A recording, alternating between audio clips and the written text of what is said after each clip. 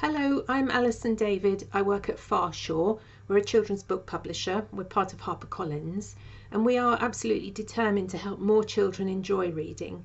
So over the last 10 years or so, we've been researching this, working with families. We've been trying to find ways to make that happen.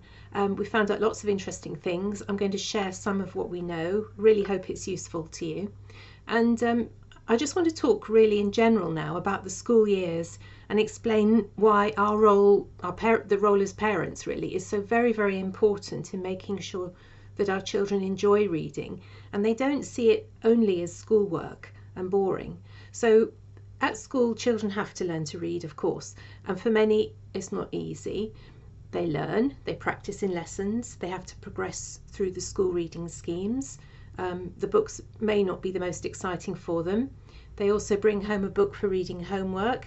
And as parents, we know that we have to make sure reading homework's done. Of course we do. But this can be very much a chore for our children, and it can be for us too, to be honest. So here's the main problem. If the only reading at home is a school book, is reading practice, then enjoyment in reading is in very short supply. So we need to intervene. It really is not enough just to listen to them read their homework book to us. We need to help them find the fun in reading, find the pleasure, so that they want to read for their own enjoyment. And we can do this in two quite simple ways really. One is read aloud to our children. You will have heard me talk about that before. And the reason this works so incredibly well is because it turns reading into a treat. And the other is that we need to help them find books that interest and excite them.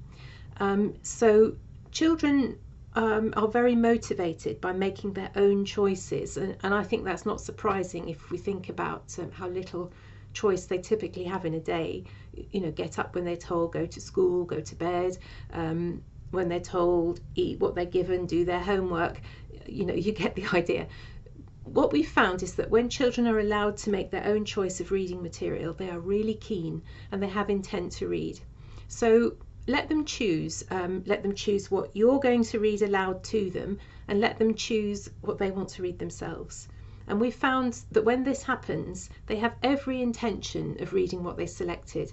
So finding exciting books, well, they might be excited by books that their friends have, by series, by comics, by magazines, highly illustrated books, graphic novels, picture books, books about characters on TV, film, audio books, books about gaming, old favourites that they want to hear again and again and again. It honestly doesn't matter what it is.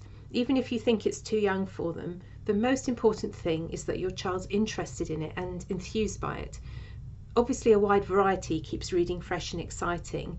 Your public library, if you're lucky enough to have one nearby, the school library, teachers are fantastic sources of ideas and information. So just broadly speaking, set up a reading routine where you read to your child every day if you can through the school years. Help them and guide them to find books that appeal. And if you do these two things, you'll very soon see how positive they feel about reading. Thanks very much for listening.